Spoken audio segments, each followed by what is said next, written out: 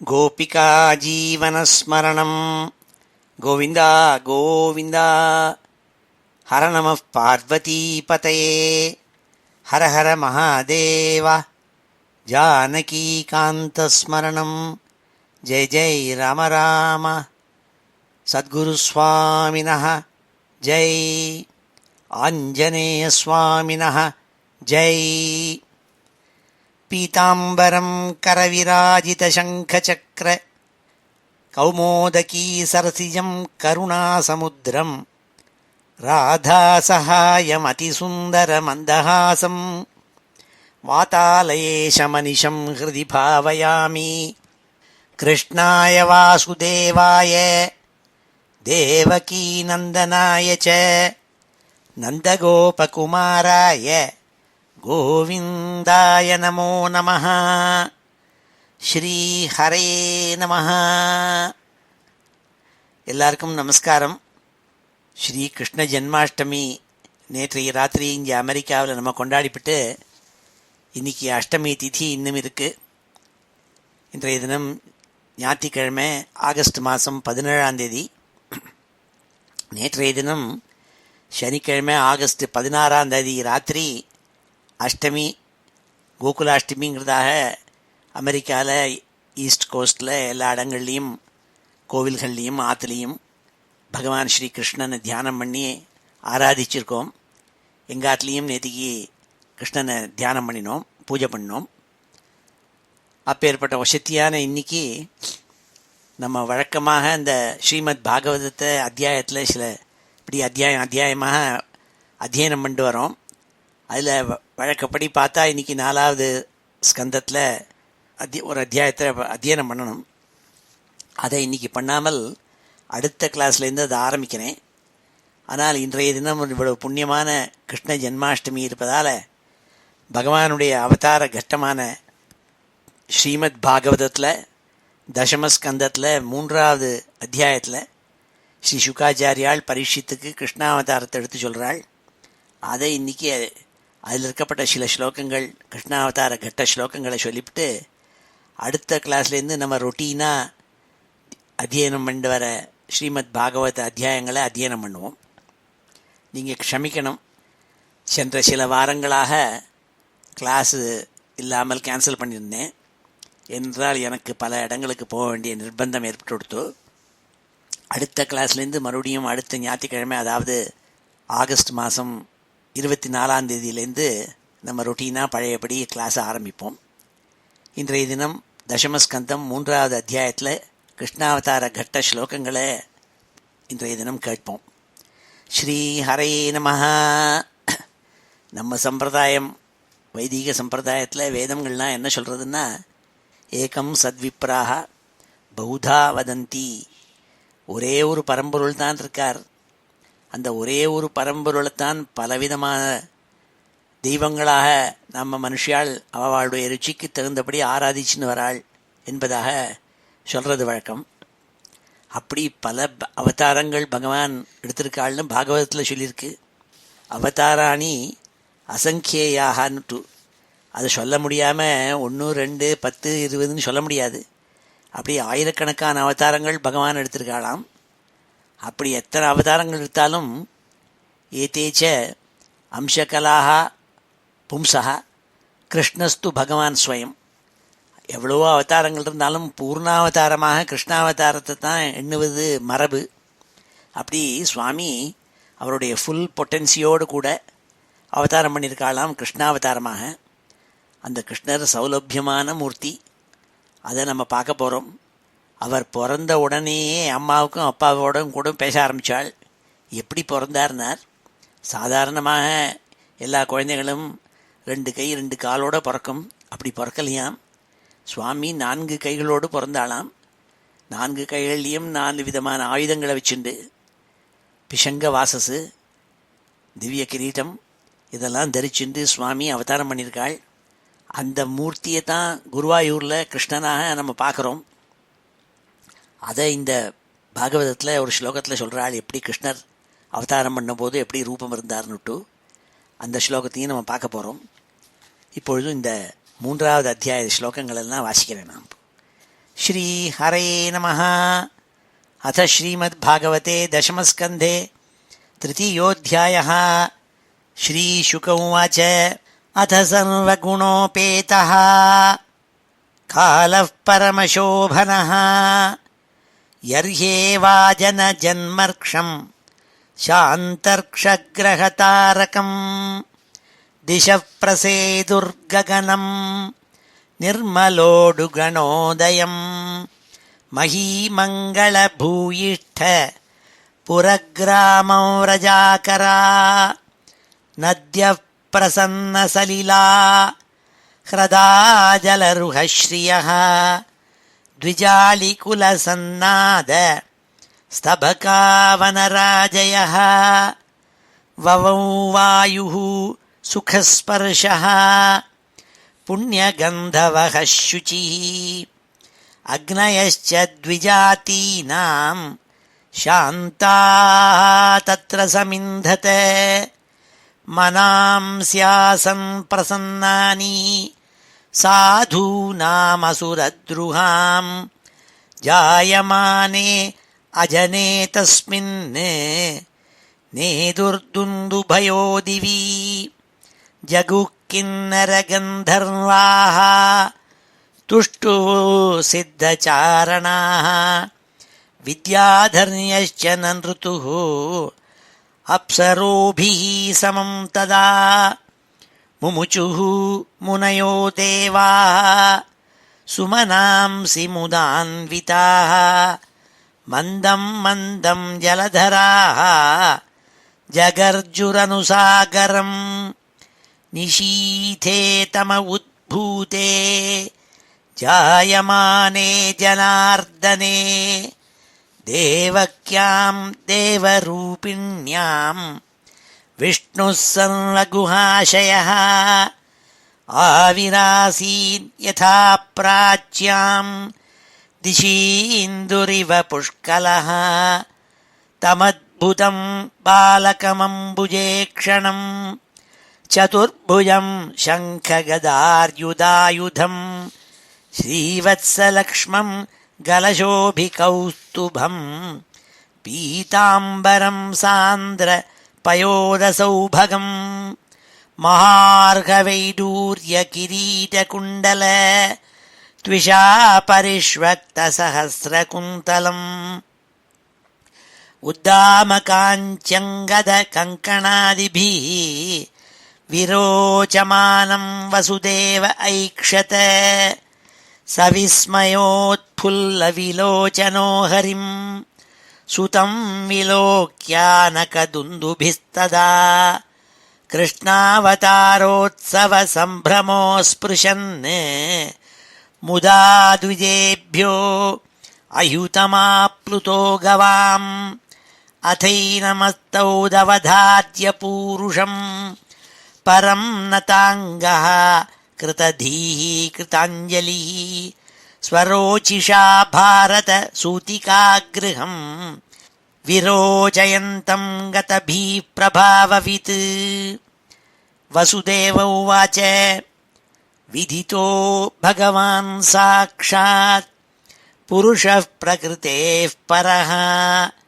केवलानुभवानन्द स्वरूपः सर्वबुद्धिदृक् स एव स्वप्रकृत्येदं सृष्ट्वाग्रे त्रिगुणात्मकम् तदनु त्वं हि अप्रविष्टः प्रविष्टैव भाव्यसे यथेमे अविकृता भावाः तथा ते विकृतैः सह नानावीत्याः पृथग्भूताः विराजं जनयन्ति सन्निपत्य समुत्पाद्य दृश्यन्ते अनुगता इव प्रागेव विद्यमानत्वात् न तेषाम् इह सम्भवः एवं भवान् बुद्ध्यनुमेयलक्षणैः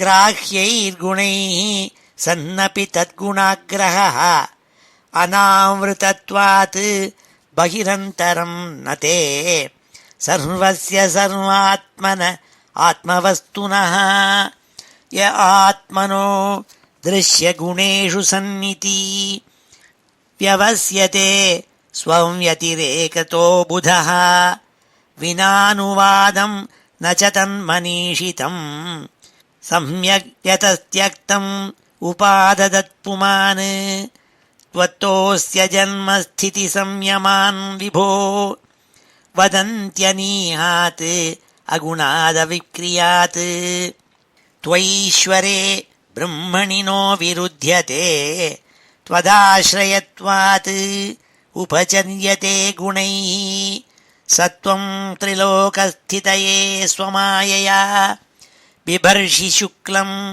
ಖಳು ವರ್ಣಮಾತ್ಮನಃ ಸರ್ಗಾಯ ರಕ್ತಂ ರಜಸೋಪಬೃಂಹಿತಂ ಕೃಷ್ಣಂ ಚ ವರ್ಣಂ ತಮಸಾ ಜನಾತ್ಯಯೇ ತ್ವಮಸ್ಯ ಲೋಕಸ್ಯ ವಿಭೋ ರಿರಕ್ಷಿಷುಃ ಗೃಹೇವತೀರ್ಣೋಸಿ ಮಮಾಖಿಲೇಶ್ವರ ರಾಜನ್ಯಸಂಜ್ಞಾಸುರಕೋಟಿಯೂಥಪೈಃ ನಿರ್ವ್ಯೂಹ್ಯಮಾನಾ ನಿಹನಿಷ್ಯಸೇ ಚ ಮೂಃ ಅಯಂ ತ್ವಸಭ್ಯಸ್ತವ ಜನ್ಮನೌ ಗೃಹೇ ಶ್ರುತ್ವಾಗ್ರಜಾನ್ಸ್ತೆ ನ್ಯವಧೀತ್ ಸುರೇಶ್ವರ ಸತೇವತಾರಂ ಪುರುಷೈಃ ಸಮರ್ಪಿತಂ ಶ್ರುತ್ವಾಧುನೈವಾಭಿಸರತ್ಯುದಾಯುಧಃ ಶ್ರೀಶುಕ ಉವಾಚ ಅಥೈನಂ ಆತ್ಮಜಂ ವೀಕ್ಷ್ಯ ಮಹಾಪುರುಷಲಕ್ಷಣಂ ದೇವಕೀ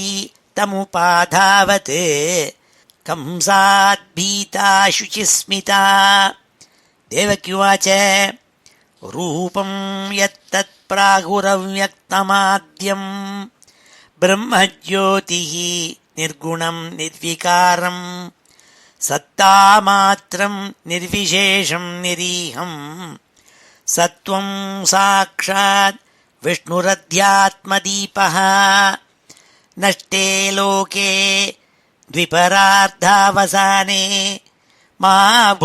ಮಹಾಭೂತೇಷ್ವಾದಿಭೂತಂ ಗತೇಷು ವ್ಯಕ್ತೇ ವ್ಯಕ್ತಂ ಕಾಲವೇಗೇನ ಯಾತೆ ಭವಾನೇಕಃ ಶಿಷ್ಯತೆ ಅಶೇಷಸಂಜ್ಞಃ ಯೋಯಂ ಕಾಲಸ್ತಸ್ಯ ತೇ ವ್ಯಕ್ತಬಂಧೋ ಚೇಷ್ಟಾಮಾಹುಃ ಚೇಷ್ಟತೆ ಯೇನ ವಿಶ್ವಂ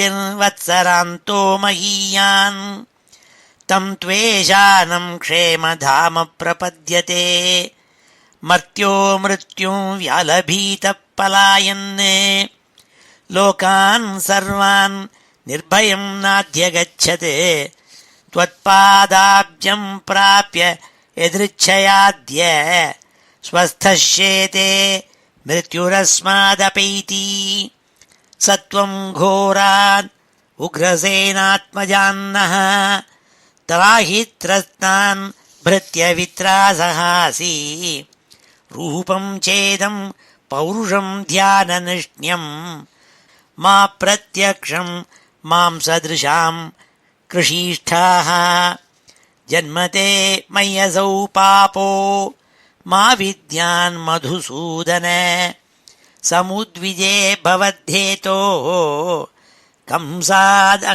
ಕಂಸಾದಹಮಧೀರಧೀಃ ಉಪಸಂಹರ ವಿಶ್ವಾತ್ಮನ್ ಅದೋ ರೂಪಮಲೌಕಿಕಂ ಶಂಖಚಕ್ರಗದಾಪದ್ಮ ಶ್ರಿಯಾಜುಷ್ಟಂ ಚತುರ್ಭುಜಂ ವಿಶ್ವಂ ಯದೇತತ್ ಸ್ವತನೌ ನಿಶಾಂತೆ ಯಥಾವಕಾಶಂ ಪುರುಷಃ ಪರೋ ಭವಾನ್ ಬಿಭರ್ತಿ ಸೋಯಂ ಮಮ ಗರ್ಭಗೋಭೂತ್ ಅಹೋ ನೃಲೋಕಸ್ಯ ವಿಡಂಬನಂ ಹಿ ತತ್ ಶ್ರೀಭಗವಾನುವಾಚ ತ್ವಮೇವ ಪೂರ್ವಸರ್ಗೇ ಭೂಃ ವೃಷ್ಣಿಃ ಸ್ವಾಯಂಭುವೇ ಸತಿ ತದಾಯಂ ಸುತಪಾ ನಾಮ ಪ್ರಜಾಪತಿರಕಲ್ಮಷಃ ಯುವಾಂ ವೈ ಬ್ರಹ್ಮಣಾದಿಷ್ಟೌ ಪ್ರಜಾಸರ್ಗೇ ಯದಾ ತತಃ ಸನ್ನಿಯಮ್ಯೇಂದ್ರಿಯಗ್ರಾಮಂ ತೇ ಪಾಥೇ ಪರಮಂ ತಪಃ ವರ್ಷವಾತಾತಪ ಹಿಮ ಘರ್ಮಕಾಲ ಗುಣಾನನು ಸಹಮಾನೌ ಶ್ವಾಸರೋಧ ವಿನಿರ್ಧೂತ ಮನೋಮಲೌ ಶೀರ್ಣಪರ್ಣಾನಿಲಾಹಾರೌ ಉಪಶಾಂತೇನ ಚೇತಸಾ ಮತ್ತಃ ಕಾಮಾನಭೀಪ್ಸಂತೌ ಮದಾರಾಧನಮೀಹತುಃ ಏವಂ ಮಾಂ ತಪ್ಯತೋಸ್ತೀವ್ರಂ ತಪಃ ಪರಮದುಷ್ಕರಂ ದಿವ್ಯವರ್ಷಸಹಸ್ರಾಣಿ ದ್ವಾದಶೇಯುಃ ಮದಾತ್ಮನೋಃ ತದಾ ವಾಂ ಪರಿತುಷ್ಟೋಹಂ ಅಮುನಾ ವಪುಷಾ ನಘೇ ತಪಸಾ ಶ್ರದ್ಧಯಾ ನಿತ್ಯಂ ಭಕ್ತ್ಯಾ ಚ ಹೃದಿ ಭಾವಿತಃ ಪ್ರಾದುರಾಸಂ ವರ್ಧರಾಟ್ ಯುವಯೋಃ ಕಾಮದಿತ್ಸಯಾ ವ್ರಿಯತಾಂ ವರ ಇತ್ಯುಕ್ತೆ ಮಾದೃಶೋ ವಾಂ ವೃತಃ ಸುತಃ ಅಜುಷ್ಟಗ್ರಾಮ್ಯ ವಿಷಯೌ ಅನಪತ್ಯೌ ಚ ದಂಪತಿ ನವವ್ರಾತೆ ಅಪವರ್ಗಂ ಮೇ ಮೋಹಿತೌ ದೇವಮಾಯೆಯಾ ಗತೆ ಮಯಿ ಯುವಾಂ ಲಬ್ಧ್ವಾ ವರಂ ಮತ್ಸದೃಶಂ ಸುತಂ ಗ್ರಾಮ್ಯಾನ್ ಭೋಗಾನ್ ಅಭುಂಜಾಥಾಂ ಯುವಾಂ ಪ್ರಾಪ್ತ ಮನೋರಥೌ ಅದೃಷ್ಟ್ವಾನ್ಯತಮಂ ಲೋಕೆ ಶೀಲೌದಾರ್ಯ ಗುಣೈಃ ಸಮಂ ಅಹಂ ಸುತೋ ವಾಮಭವಂ ವೃಷ್ಣಿಗರ್ಭ ಇತಿ ಶ್ರುತಃ ತಯೋರ್ವಾಂ ಪುನರೇವಾಹಂ ಅದಿತ್ಯಾಮಾಸ ಕಶ್ಯಪಾತ್ ಉಪೇಂದ್ರ ಇತಿ ವಿಖ್ಯಾತಃ ವಾಮನತ್ವಾಚ್ಚ ವಾಮನಃ ತೃತೀಯೇಸ್ಮಿನ್ ಭವೇಹಂ ವೈ ತೇನೈವ ವಪುಷಾಥವಾಂ ಜಾತೋ ಭೂಯಸ್ತಯೋರೇವ ಸತ್ಯಂ ಮೇ ವ್ಯಾಕೃತಂ ಸತಿ ಏತದ್ವಾಂ ದರ್ಶಿತಂ ರೂಪಂ ಪ್ರಾಗ್ಜನ್ಮ ಸ್ಮರಣಾಯ ಮೇ ನಾನ್ಯಥಾ ಮದ್ಭವಂ ಜ್ಞಾನಂ ಮರ್ತ್ಯಲಿಂಗೇನ ಜಾಯತೆ ಯುವಾಂ ಮಾಂ ಪುತ್ರಭಾವೇನ ಬ್ರಹ್ಮಭಾವೇನ ಚಾಸಕೃತ್ ಚಿಂತಯಂತೌ ಕೃತಸ್ನೇಹೌ ಯಾಸ್ಯೇಥೇ ಮದ್ಗತಿಂ ಪರಾಂ ಶ್ರೀಶುಕ ಉವಾಚ ಇತ್ಯುಕ್ತ್ವಾಸೀನ್ ಹರಿಸ್ತೂಷ್ಣೀಂ ಭಗವಾನಾತ್ಮಮಾಯೆಯಾ ಪಿತ್ರೋಃ ಸಂಪಶ್ಯತೋಃ ಸದ್ಯಃ ಬಭೂವ ಪ್ರಾಕೃತಃ ಶಿಶುಃ ತತಶ್ಚ ಶೌರಿಃ ಭಗವತ್ಪ್ರಚೋದಿತಃ ಸುತಂ ಸಮಾದಾಯ ಸ ಸೂತಿಕಾಗೃಹಾತ್ ಯದಾ ಬಹಿರ್ಗन्तುಮಿಯೇಷ ತರ್ಯಜಾ ಯಾ ಯೋಗಮಾಯಾ ಅಜನಿನಂದಜಾಯಯಾ ತಯಾ ಹೃತಪ್ರತ್ಯಯ ಸರ್ವವೃತ್ತಿಷು ದ್ವಾಸ್ಥೇಷು ಪೌರೇಷ್ವಪಿ ಶಾಯಿತೇಷ್ವಥ ದ್ವಾರಸ್ತು ಸರ್ವಾಃ ಪೀತಾ ದುರತ್ಯಯಾಃ ಬೃಹತ್ಕಪಾಟಾಯ ಸಕೀಲ ಶೃಂಖಲೈಃ ತಾಃ ಕೃಷ್ಣವಾಹೇ ವಸುದೇವ ಆಗತೆ ಸ್ವಯಂ ಯವರ್ಯಂತ ಯಥಾ ತಮೋರವೇಃ ವವರ್ಷ ಪರ್ಜನ್ಯ ಉಪಾಂಶು ಗರ್ಜಿತಃ ಶೇಷೋನ್ವಗಾದ್ವಾರಿ ನಿವಾರಯನ್ ಫಣೈಃ ಮಘೋ ನಿವರ್ಷತ್ಯಸಕೃತ್ಯಮಾನುಜಾ ಗಂಭೀರತೋ ಯೌಗ ಜವೋರ್ಮಿಫೇನಿಲಾ ಭಯಾನಕಾ ವರ್ತಶತಾಕುಲಾ ನದೀ ಮಾರ್ಗಂ ದದೌ ಸಿಂಧುರಿವ ಶ್ರಿಯಃ ಪತೇಃ ನಂದವ್ರಜಂ ಶೌರಿರುಪೇತ್ಯ ತತ್ರ ತಾನ್ ಗೋಪಾನ್ ಪ್ರಸುಪ್ತಾನ್ ಉಪಲಭ್ಯ ನಿದ್ರಯಾ ಸುತಂ ಯಶೋದಾಶಯನೇ ನಿಧಾಯ ಸತ್ ಸುತಾಮುಪಾದಾಯ ಪುನರ್ಗೃಹಾನಗಾತ್ ದೇವಕ್ಯಾಶಯನೇನ್ಯಸ್ಯ ವಸುದೇವೋಥ ದಾರಿಕಾಂ ಪ್ರತಿಮುಚ್ಯ ಪದೋರ್ಲೋಹಂ ಆಸ್ತೆ ಪೂರ್ವಪದಾಮೃತಃ ಯಶೋದಾನಂದಪತ್ನಿ ಚ ಜಾತಂ ಪರಮಬುಧ್ಯತ ನ ತಲ್ಲಿಂಗಂ ಪರಿಶ್ರಾಂತಾ ನಿದ್ರಯಾಪಗತ ಸ್ಮೃತಿಃ श्रीहरये नमः इति श्रीमद्भागवते महापुराणे दशमस्कन्धे पूर्वार्धे कृष्णजन्मनि तृतीयोऽध्यायः श्रीहरये नमः. இதுதான் கிருஷ்ண ஜனன கட்டம். பாகவதம் தசமஸ்கந்தம் 3வது அத்தியாயம் இன்னைக்கு வாஷ்யம். இனி அடுத்த கிளாஸில் வழக்கம் போல் 4வது ஸ்கந்தத்தில் எங்கே விட்டோமோ அங்கேருந்து அந்த அத்தியாயங்களை அத்தியனம் பண்ணுவோம். இன்றைக்கி கிருஷ்ணாவதார கட்டத்தை உங்களோட பகிர்ந்துக்கணும்னு எனக்கு ஆசையாக இருந்தது. அதனால தான் இதை ரெக்கார்ட் பண்ணேன். நான் இன்றைக்கி சொன்னபடிக்கு அவர் பிறந்த பொழுது அத்புத பாலகனாக பிறந்தாளாம். அதுதான் முதல்ல சொன்னாள். தம் அத்புதம் பாலகம்ங்கிறாள். தமத்புதம் பாலகம் அம்புஜேக்ஷணம். அவர் கண்கள் சதா மகாலட்சுமிகிட்டே இருந்துகிட்டே இருக்குமாம். அம்புஜாயாம் உபரீக்ஷணம் எஸ்ய. எப்போ பார்த்தாலும் மகாலட்சுமியை பார்த்துட்டே இருப்பாள். அதனால் பகவான் இருக்கிற இடத்துல மகாலட்சுமி எப்போதும் சதா தாண்டவம் ஆடுவள். அப்படி கிருஷ்ண ஜனனமாச்சு. நேத்திக்கு நம்ம எல்லாரும் கோகுலாஷ்டமியை விமர்சையாக கொண்டாடியிருப்போம். கிருஷ்ணன் பல காரியங்கள் பண்ணியிருக்காள் அவர் அவதார காலத்தில். அதனால்தான் ஜனார்தனேங்கிறாள். ஜாயமானே ஜனார்தனேங்கிறாள். ஜனார்தனேங்கிறதுக்கு அர்த்தம் போட்டாள் ஸ்ரீதரர். ஜன பயங்கரேன்னுட்டு ஜனங்கள்லாம் பயந்துன்னு இருந்தாளாம். ஏன்னா ராத்திரி காலம் நல்ல நிஷீதே தம உத்பூத்தே. ராத்திரி ஒரே இருட்டு கும்பிருட்டு. நடுநிஷியில் சுவாமி பிறக்கிறார். என்ன அர்த்தம்னாள், லோகத்தில் அவித்தியினால் அறிவு இன்மையினால் ஒரே இருட்டு இருக்குது. அப்போ இந்த இருட்டு போகணும்னா பகவான் பிறக்கணும். அதனால் ஜனார்தனன் துஷ்ட ஜனானு அர்த்தயதேதி. கெட்ட ஜனங்கள் எங்கே இருக்காளோ அவளெல்லாம் வதம் பண்ணிவிடுறாள் சுவாமி. கெட்ட ஜனங்கள்னு இல்லை, கெட்ட எண்ணங்கள் கெட்ட குணங்கள் இதெல்லாம் யார்கிட்ட இருந்தாலும் அதை வதம் பண்ணி நல்ல குணங்களை உண்டாக்குறாராம் சுவாமி. அப்பேற்பட்டவர் சுவாமி. அதனால தான் அவருக்கு ஜனார்தனன்னு பேர். அப்படி ஜனார்தனஹானா ஜன பயங்கரஹான்னு இது அர்த்தா. அப்போ ஜனங்களுக்கெல்லாம் பயத்துக்கு கொடுக்கக்கூடிய இருட்டு அவித்யை அஜ்ஞானம் இது மூழ்கி இருக்கிற சமயத்தில் தேவகிக்கும் வசுதேவருக்கும் விஷ்ணு தேவக்கியாம் தேவரூபிணியாம் விஷ்ணு சர்வகுஹாசயான்னாள்.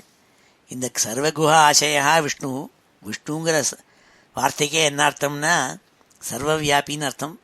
எங்கேயும் ஊடுருவி இருக்கப்பட்டவர் பரமாத்மா. அப்படி எல்லா ஜீவராசிகளுடைய ஹிருதயத்திலையும் இருக்கப்பட்டவர் சுவாமி.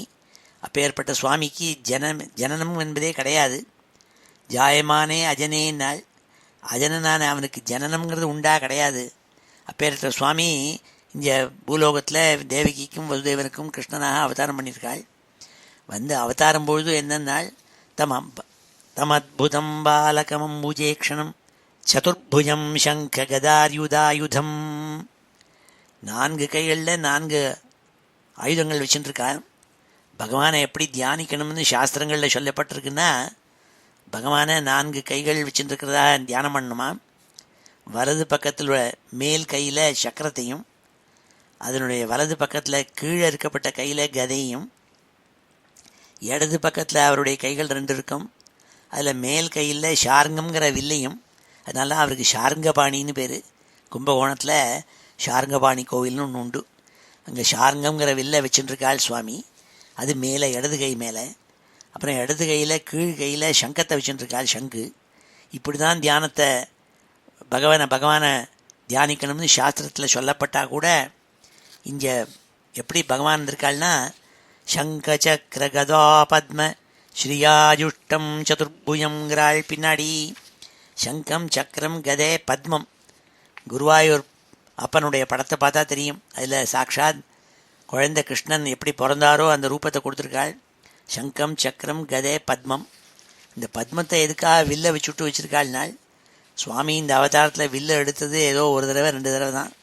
பாக்கி சமயமெல்லாம் அவர் ஆயுதத்தையே தொடமாட்டார். அவர் புல்லாங்குழலில் மீட்டின்னு இருப்பார்.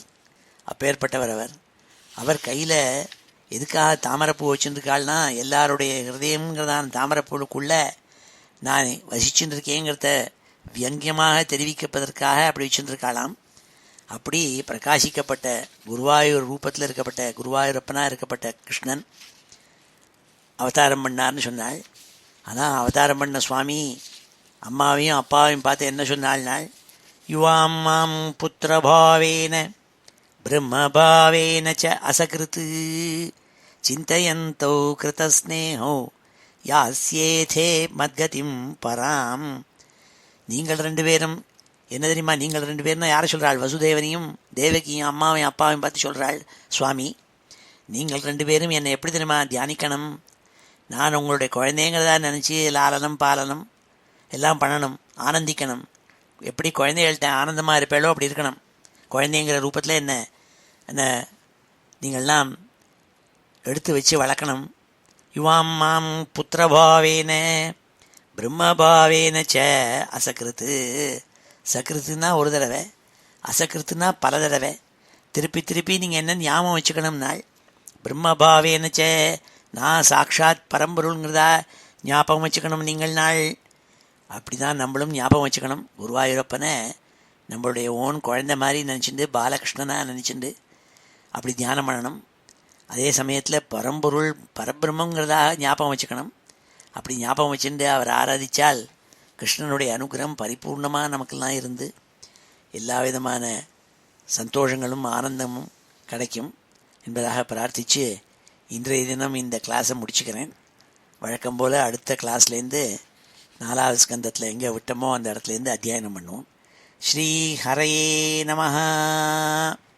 கோபிகா ஜீவனஸ்மரணம். கோவிந்தா கோவிந்தா. ஸ்வஸ்தி பிரஜாபிய பரிபாலயந்தாம் ந்யாயேன மார்கேண மஹீம் மஹீஷாः. கோப்ராஹ்மணேभ्यः शुभमस्तु नित्यं. लोकाः समस्ताः सुखिनो भवन्तु. श्री हरये नमः.